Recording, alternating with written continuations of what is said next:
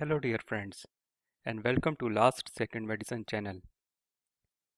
This video will give you a brief overview about a very important topic, especially from the exam point of view, that is interstitial lung disease. Interstitial lung disease is a generic term used to describe a heterogeneous group of conditions that primarily affect the lung parenchyma in a diffuse manner. They are characterized by chronic inflammation and sometimes progressive interstitial fibrosis. It is now more commonly known as diffuse parenchymal lung disease or DPLD to make a point that interstitium is not the only compartment that is involved, but sometimes these diseases can involve the alveolar cavities as well. These group of diseases are combined together because they share several clinical and pathological features. And in next few slides we will see that what are these common clinical and pathological features. First, going on to clinical features. The common clinical features include clinical presentation, the features on examination, radiology, and features on the pulmonary function tests. All these group of diseases present with dry cough which is persistent and distressing, exertional dyspnea, insidious in onset, which is usually slowly progressive, and acute in some conditions. Sometimes you may be able to find the features of other diseases like thickened skin in scleroderma, Gottron papules in dermatomyositis. Physical examination may reveal clubbing, which is common in idiopathic pulmonary fibrosis, but may also be seen in other types, for example, asbestosis. Central cyanosis and signs of right heart failure in advanced disease can be seen. Crackles are very typical. These are bilateral and basal, and usually they are called as Velcro type of crackles. The typical radiographic findings include, in the earlier stages, ground glass and reticulonodular shadowing with progression to honeycomb cysts and traction bronchiectasis. While these appearances may be seen on plain chest X-ray, they are most easily appreciated on HRCT, which has assumed a central role in the evaluation of DPLDs. On the chest X-ray, you can appreciate that there are small lung volumes with reticulonodular shadowing, but chest X-ray may be normal in early or limited disease. High resolution CT scans may show you combination of ground glass changes, reticulonodular shadowing, honeycomb cysts, and traction bronchiectasis, depending on the stage of the disease. Coming on to pulmonary function tests, all these group of diseases share the common finding, that is restrictive ventilatory defect. FEV1 and FVC are decreased, while FEV1 to FVC ratio is either normal or increased. There is small lung volumes on pulmonary function and reduced gas transfer.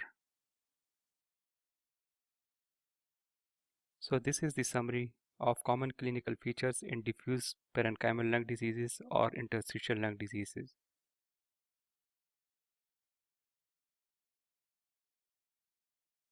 Common pathological features in these group of diseases include chronic inflammation, hyperplasia of type 2 epithelial cells, that is type 2 pneumocytes, and fibrosis and remodeling of the interstitium in advanced disease. These group of diseases can be categorized into three categories depending upon the cause. In first category, the cause is known. Second category, these diseases may be associated with systemic disorders. And third category is idiopathic, which makes a very large proportion of interstitial lung diseases.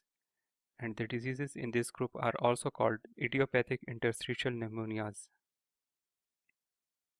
Coming on to the category 1, the category with known causes include occupational or environmental factors, drugs, hypersensitivity reactions, and gastroesophageal reflux disease.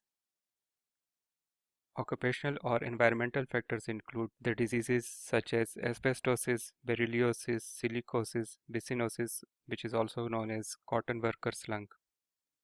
Drugs which may cause interstitial lung diseases include nitrofurantoin, amiodarone, bleomycin, sulfasalazine, busulfan. Previously known as extrinsic allergic pneumonitis, hypersensitivity pneumonitis is the hypersensitivity reactions to certain organic products.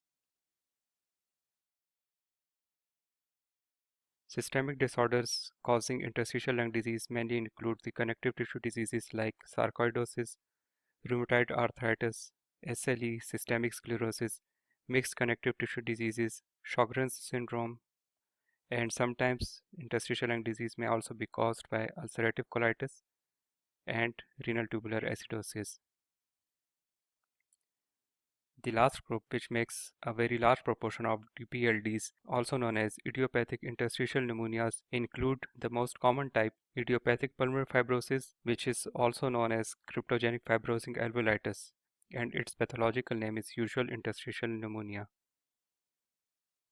Others include cryptogenic organizing pneumonia, previously known as bronchiolitis obliterans organizing pneumonia or BOOP, non-specific interstitial pneumonia, acute interstitial pneumonia, desquamative interstitial pneumonia, and lymphocytic interstitial pneumonia. After looking at the common clinical and pathological features and classification of interstitial lung diseases, now we will see what investigations we can do in order to investigate DPLDs.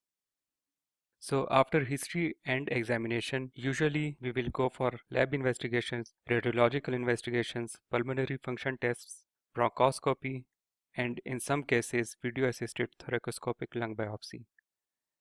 Lab investigations which can help us in the evaluation of DPLDs include full blood count, like lymphopenia may be found in sarcoidosis, eosinophilia in pulmonary eosinophilias and drug reactions, and neutrophilia in hypersensitivity pneumonitis. You may be able to find raised calcium levels in sarcoidosis.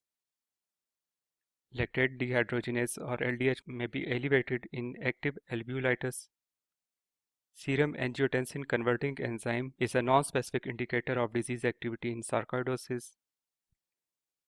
ESR and CRP may be non-specifically raised, and you may also need to do autoimmune screening depending on the history and examination.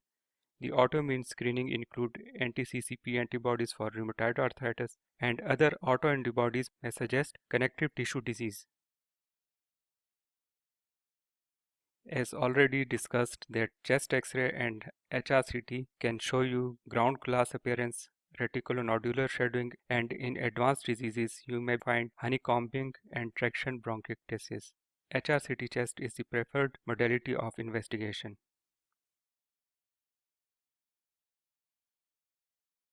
Pulmonary function test will reveal restrictive ventilator defect, small lung volumes, and reduced gas transfer. Bronchoscopy with bronchoalveolar lavage may give you differential cell counts and point to sarcoidosis and drug-induced pneumonitis, pulmonary eosinophilias, hypersensitivity pneumonitis, or cryptogenic organizing pneumonia, and it is also useful to exclude infection. Transbronchial biopsy is useful in sarcoidosis and differential of malignancy or infection. Bronchial biopsy is occasionally useful in sarcoidosis.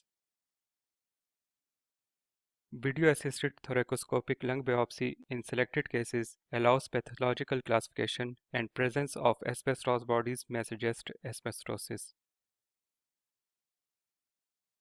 Some other conditions may mimic DPLDs, and these should be differentiated.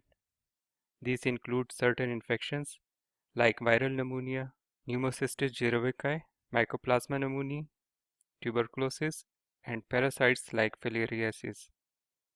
Malignancies like leukemia and lymphoma, lymphangitic carcinomatosis, multiple metastasis, and bronchoalveolar carcinoma.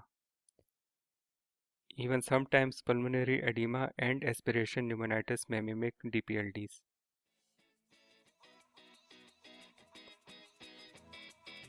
I hope that you have found this video useful.